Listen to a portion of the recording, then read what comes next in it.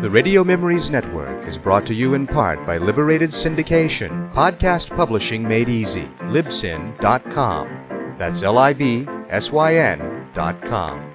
Fed up with the everyday grind. Tired out from the summer heat. Want to get away from it all. We offer you Escape. Escape, designed to free you from the four walls of today for a half hour of high adventure. You are trapped aboard an ill-fated ocean liner, captained by a dying man, while a mysterious stranger, haunting you, menacing you, seems intent on sending you to destruction.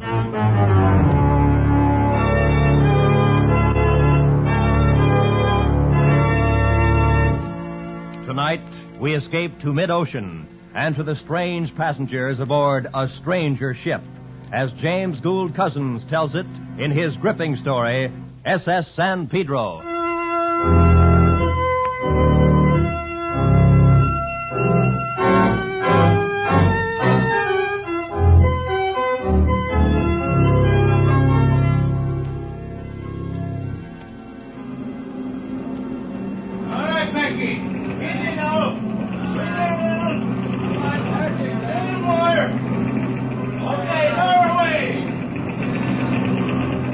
It was hot. The heat rolled up from the Hoboken waterfront and drifted in waves across the open bridge deck where I stood. The last few loads of passengers' luggage were being hoisted aboard. In 30 minutes, the whistle on the forward stack would sound off, and the cargo liner San Pedro, carrying 172 passengers and 200 in the crew, would nose away from the pier and start the long run south to Buenos Aires. Then she'd become the great living animal she was meant to be. No longer something built with paint and steel and tied to a pier. You get to feel that way after you've been a while at sea. You feel that your ship is a live thing and that you're part of it. The captain is the biggest part, of course, the brain of the ship, the mentality that keeps her from turning idiot and dashing herself to pieces in her madness. The officers are the nerve centers, and the crew, the hands and fingers. And the twin turbines far down in the hold are the great driving muscles of the legs. Silly, maybe, but you can feel it. And the passengers, well, to most of us officers, the passengers are the parasites of this ship. My, but you look confident. Huh? I said I'm glad you look confident. But you don't have to look so serious. I'm sorry, miss. The passengers are not allowed on the bridge. I know that. I've been on ships before. And I've never been thrown off a bridge yet. Well, I have no intention of throwing you off, but I must ask My you name is Mary Lee. How do you do? Are you the captain? No, I'm Bradell, the first officer. Oh, the captain's right-hand man. You might put it that way. Now, if you'll please... Mary Lee is my first name. Yes, I assumed as much. Oh, well, I'll just call you Bradell, then. Maybe you'll loosen up when we get farther south. I doubt it. At least you'll have to dance with me in the evening. It's part of your duty. Well, I'll be happy to, in the line of duty. A regular machine, aren't you? I think this is going to be fun. Well, in the meantime, please be kind enough Bradell. to... Yes, Mr. Driscoll, what is it? Captain's compliments, sir. I'd like to see you in his cabin right away. Good. Take charge of the bridge, Mr. Driscoll. Right, sir. Most of the luggage is already aboard. Packy's on the winch. She's pretty drunk, but Myro seems to be able to handle him. All right, Mr. Bradell, I'll watch him. And please make sure the young lady finds her way back to the passenger deck. Don't worry, Bradell. I know how to get any place I want to get.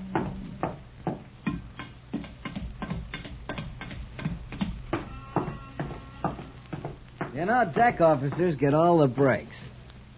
Who's your little friend, Bradell? Passenger, a cockeyed nuisance. You can have her, Sparks. Good. Maybe I can teach her the code. I doubt it. Hey, wait till you get a load of the captain's visitors. Brace yourself, boy.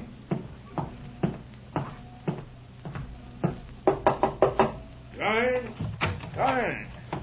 I understand you sent for me, Captain? Oh, Mr. Bradell. Yes, I did, my boy. Everything in order on deck? Yes, sir. We'll sail in about 20 minutes. Good, Mr. Bradell. Oh, I'd like to present a friend of mine, Dr. Percival. How do you do, Mr. Bradell? I don't wonder at your surprise. My appearance is somewhat strange. I'm, sorry, sir. No. I'm quite used to such a reaction. I am well aware that I closely resemble a corpse. Mr. Bradell, I wonder if you'd mind showing Dr. Percival around the ship. Captain Clendenning, we sail in 20 minutes. A very brief tour will show me all I wish to see, Mr. Bradell. Well, maybe after we get underway, I could show No, Dr. Percival isn't sailing with us, Mr. Bradell. It shouldn't take more than a few minutes. I'd show him around myself, but I'm not feeling too well. A man wears out, I guess. Starts to break down. Like a machine. Like a machine. That's what she said. What's that, Mr. Bradell? Nothing, sir. Well, shall we get started, Dr. Percival?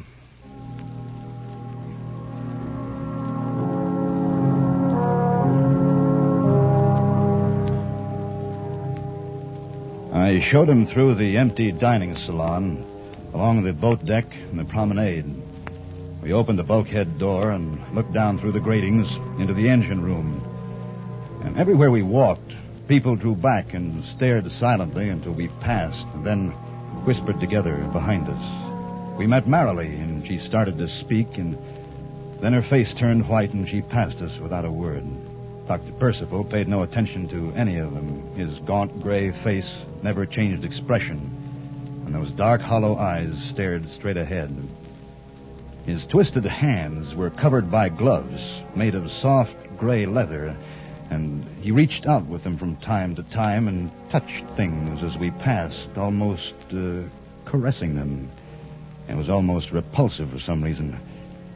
Finally, we wound up at the port rail of the officer's deck, and I showed him how to reach the gangplank.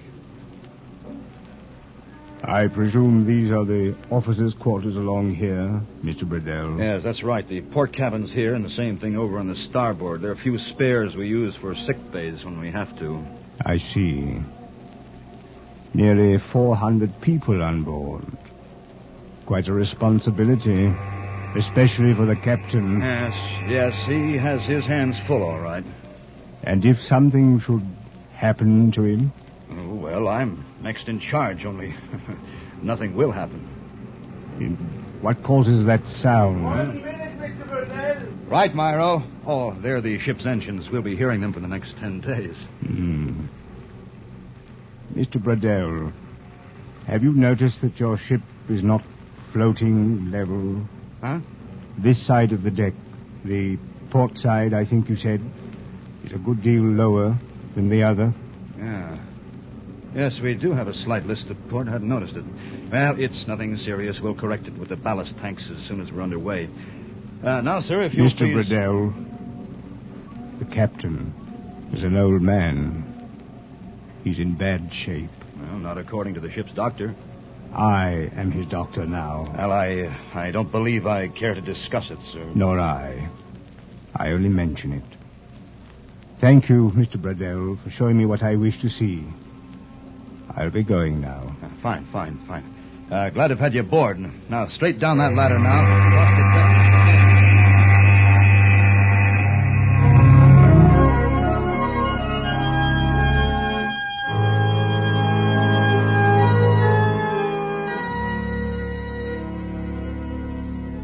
By dinner that evening, we were 140 miles at sea. The sun dropped behind a red haze and brought out a clear, starry night sky. Marilee had somehow wangled a place at my table, but held herself down to an occasional knowing grin that the other passengers probably misinterpreted. Well, I dodged her afterwards, checked over the cargo plan for a while, trying to find some reason for the strange port list that was getting a little more pronounced. And finally dropped into the wireless shack. Oh, hi, Bradell. Get bored with social life? Yeah. It's not the heat, it's the femininity. You should squawk. The only time I see a girl on board this tub is when they come in to wire for money at the next port. Well, I know one you can have. And that's just the one I'd take, too. You're crazy, Burdell. Maybe. You picked up anything? No, I've been talking to the Toledo. She's about 100 miles ahead of us, making 17 knots. So we'll probably tail her all the way south. Yeah. Oh, she started hitting some bad weather about an hour ago. Guess we'll be getting it, too. Probably make all your lady friends seasick. Good. And see if you can hurry it up. There's the captain in the chart room. Yeah. Called from there 10 minutes ago. Hey, how'd you like that character that came aboard to see him? Oh, Dr. Percival? Uh-huh. You can have him, too. Well, see you later. Right. I'll let you know if I get any more in the storm. Right. So long.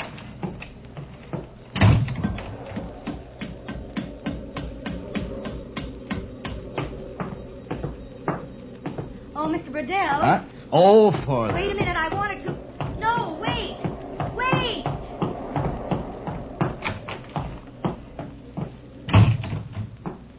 Good evening, Captain. Oh, Mr. Riddell. I've been writing up the night orders. Who has the first watch? Driscoll? Yes, sir. Then Eberly. Good. By the way, Mr. Riddell, I appreciate your showing Dr. Percival around this afternoon. Oh, well, I'm glad to do it, Captain. Say, is he an old friend of yours? No. I met him quite recently. Mr. Riddell, what's this port list? It's getting worse. Shows 8 degrees on the clinometer now. Well, I've had one pump on the ballast tank since 3 o'clock. You better put on another one. It worries me. Bad weather up ahead, you know. Yes, I just talked to Morris. Wonder if we're making any water. I don't think so. I'll check with the engine room if you like. Yes, I wish you would. You can't afford to take any chances. Liddell here, McGilvery. Captain wants your bilge soundings. Call him back. Right. Chart room. I'm tired tonight, Mr. Riddell. Don't feel so well. Guess a man's bound to get old sometime. Oh, well, that's still some years ahead of you, sir. I doubt it. Doubt it very much. Well, can't do much about it. Oh, I meant to tell you. The steward reported this afternoon that he couldn't get into number 7 port cabin on the officer's deck. You couldn't get into it? The door seems to be stuck. Don't know what's wrong. We should look into it. Oh, all right, sir. I'll have Morrow look into it. I think he's up on... that must be the engine room.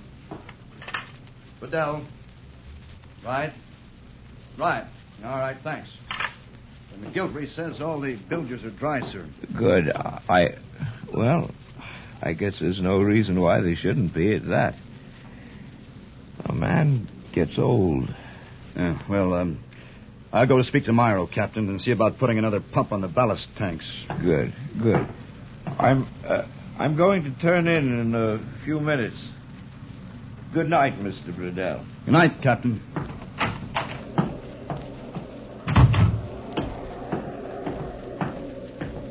Well, I knew you would have to come out sometime. Now, look, miss. Relax, Burdell. You have a terribly romantic profile. We're getting closer to the tropics all the time. I've been there before. Yes, I'll bet you have. Now, listen. If you want to why go... don't you be human for once? You keep on and you'll end up looking like your ghoulish friend you were showing around this afternoon. He was no friend of mine. There should be a rule against taking passengers who look like that. It gives me the creeps. Well, for your information, we didn't take him. He went ashore. Oh, you'd be a good liar, Burdell, if I hadn't seen him myself a half an hour ago. Huh? Where? He went into one of those cabins right down there ahead of us. On the officer's deck? Mm-hmm. You didn't notice which one? Yes, I did, as a matter of fact. It was number 7. 7, huh? All right, come on. Now, look, Burdell, I don't want to meet the guy. I don't want to have anything to do with him. Gave me the shivers just to look at him. Did it? Is this the one? Number 7. Mm-hmm. Yes. Mm-hmm. You notice the little crossbar on the door handle? Yes. It's turned straight up and down? Yes. That means the door's unlocked, huh? All right. But it doesn't open. That's right, because it's jammed. The steward reported it this afternoon, not a half hour ago, so you're not much of a liar yourself. But I saw him go in this door. Oh, sure, I sure tell you you, I did. did. I saw him. Anything wrong, Mr. Riddell? Oh, Myro, no, nothing's wrong. This door is apparently jammed. We should try to get it open when you have a chance. All right, sir. And Myro, when you do, please advise this young lady. She's very curious about what's inside the cabin. Good night.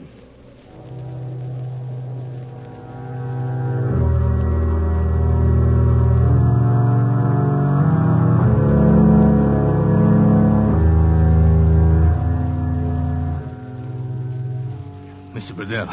Mr. Riddell, wake up. Myro, what's the matter? Mr. Driscoll wants you on the bridge, sir. We got some pretty bad weather. Yeah, I can feel it. How long's it been this way? Since midnight, but it's getting worse, sir. Steward says some glass broke on the promenade deck. We've shipped water in the forward hold. All right, Myro. Tell Driscoll I'll be on the bridge in 5 minutes. Get going.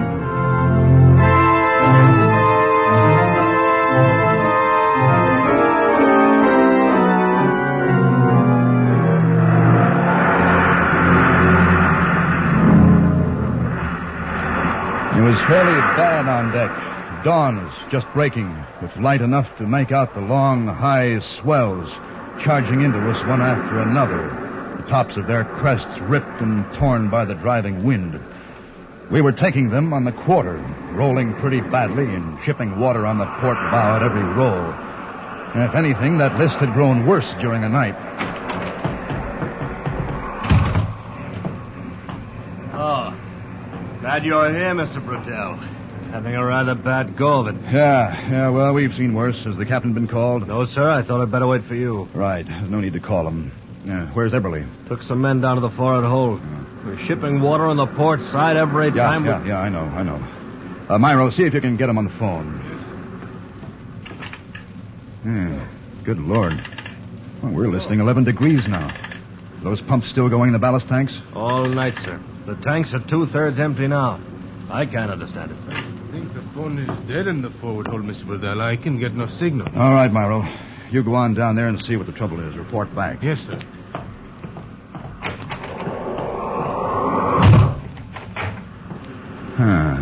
11 degrees. Can't see any reason why... Oh, I'll take it, sir. Briscoe here. Yes, I know. All right, I'll speak to him. McGilvery says they're taking quite a beating in the engine room. Wants to know if we can't slack off this roll. Yeah, I think we better. No use beating ourselves to death against those swells. Glendenning here. Riddell, Captain. Sorry to bother you. It's all right, boy. What is it? Permission to change course, sir. We're taking a bad swell on our quarter. Granted. Whatever you think best. Thank you, sir. Need me for anything? No, sir. I'll report later. All right, Mr. Driscoll, new course. Yes, sir. Ease off 14 degrees and then hold due south. Ease off 14 degrees, hold due south. Aye, sir. I'm going to the wireless room. All right, sir. We ought to be out of this by afternoon.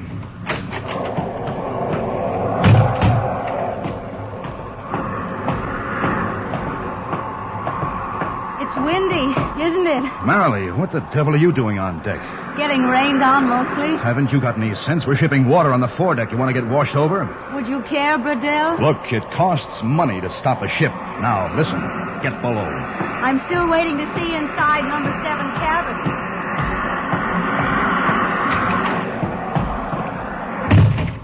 Well, Burdell.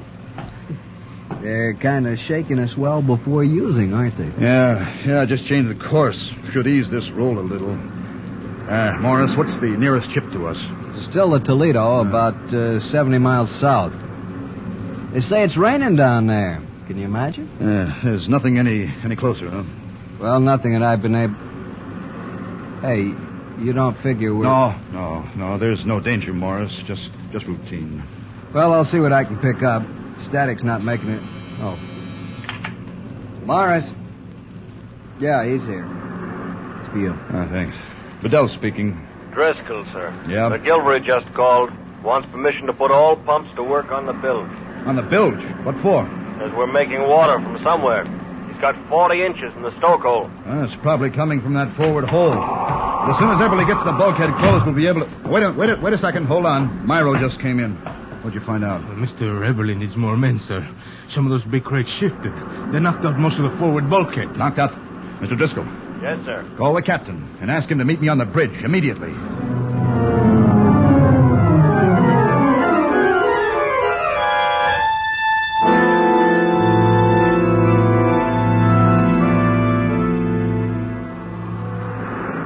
Next hours were a nightmare. All through the day, into the evening. Terrified passengers huddled in the lounges in the salon, not knowing just how great the danger might be and fearing the worst. At 11 a.m., one of the pumps broke down, and the San Pedro settled a little lower as the water gained in the bilges. At 1:30, pump back in operation, and for a while we held our own.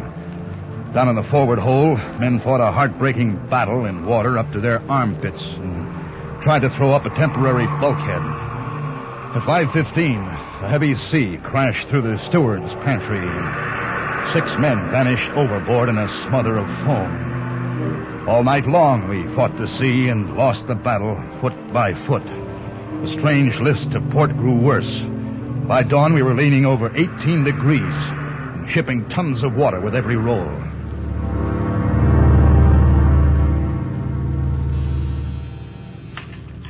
Driscoll here.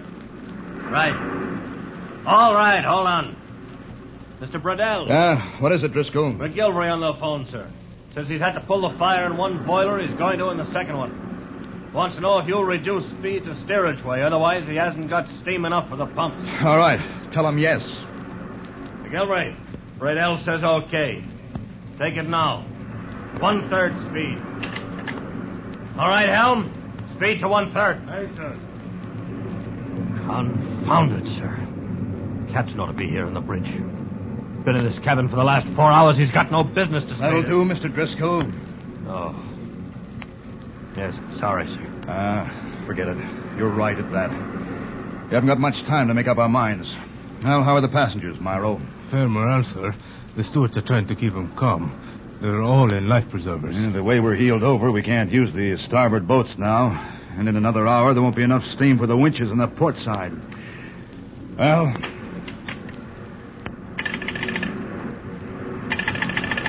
Hello.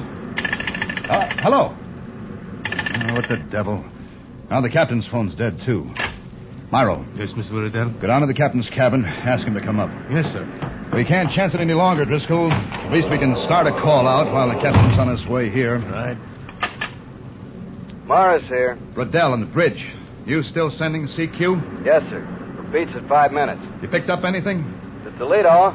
There's a canard liner 100 miles north. Yeah, that's not much help. How bad off are we, sir? Bad enough you can start sending an SOS now. Give me position on anything you pick up and stand by for further orders. Right, sir. This is it, then. Well, what else, Mr. Driscoll? It may be too late as it is. Mr. Riddell. Yes, Myro? The captain, sir. He's in his bunk, dead. Good Lord. Well, he was right then. Men get old. Machines wear out. I think he's been dead for some time, Mr. Riddell. Probably so. Myro, did you ever get that port cabin door open? Didn't have any chance, sir. But what difference does it make now? None, I guess. I just wondered. All right, Mr. Driscoll. Yes, sir. Put a general order on the PA. Emergency. All officers stand by boat stations, prepare to abandon ship. Yes, sir. Now? Go ahead. Attention. All officers stand by boat stations. Prepare to abandon ship. All officers stand by boat stations. Prepare to abandon ship. All officers stand by boat stations.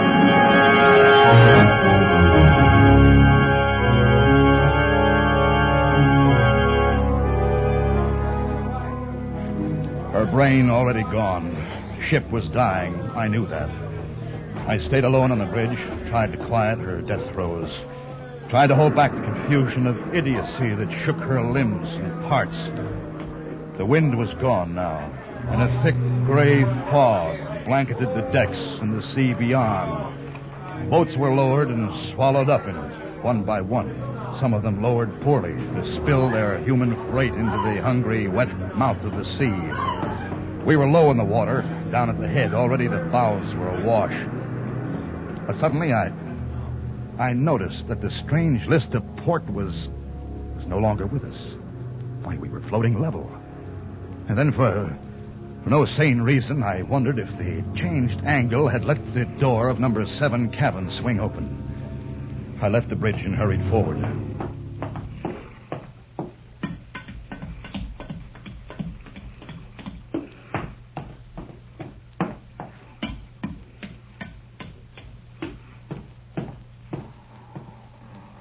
The door was ajar and swung gently with the movement of the ship.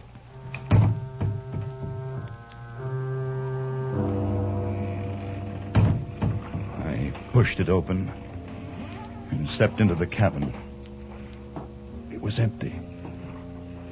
In the air was a strange, dry, musty smell, like old flowers long pressed in the pages of a book. At that moment, I turned, and the water was moving slowly toward me up the passageway. I heard Myro shout the order for casting off the last boat. I left the cabin, ran for the bridge.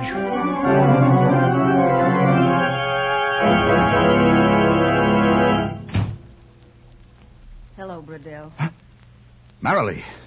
Glad to see me? Oh, do you know the last boat just went over the side? Sure. I was about to get in the boat, then I changed my mind.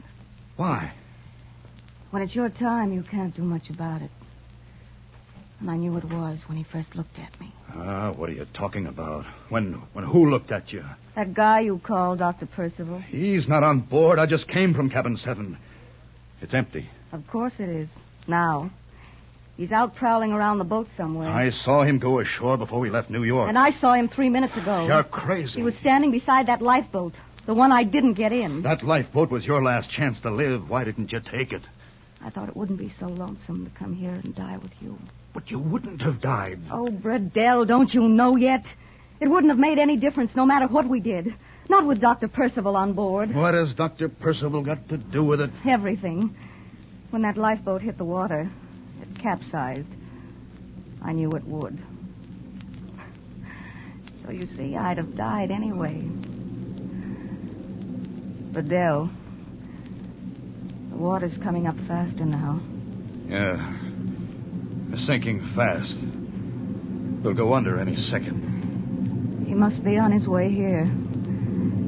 We should be hearing his footsteps.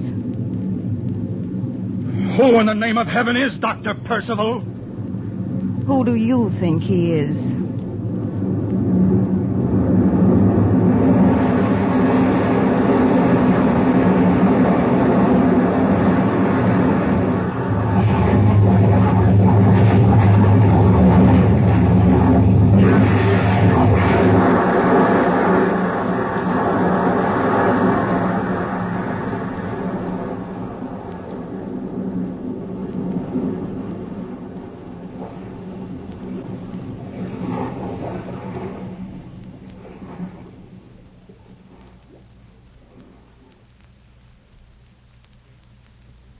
Escape is produced and directed by Norman MacDonald. Tonight we have brought you SSSan Pedro by James Gould Cousins, adapted for radio by Les Crutchfield, with editorial supervision by John Dunkel. Featured in tonight's cast were John Daner and Charlotte Lawrence, with Jeff Corey, Don Diamond, Harry Bartell, Larry Dobkin, and Jay Novello. Special music by Ivan Ditmars. Next week... You were standing in the light of an arc lamp by a cathedral in Mexico City, looking at a body lying in the grass. And then a great fear comes over you, and you wonder if you are a haunted man.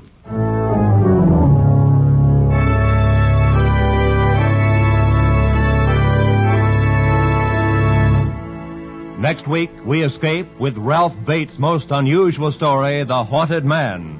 Good night, then, until this same time next week, when once again we offer you Escape.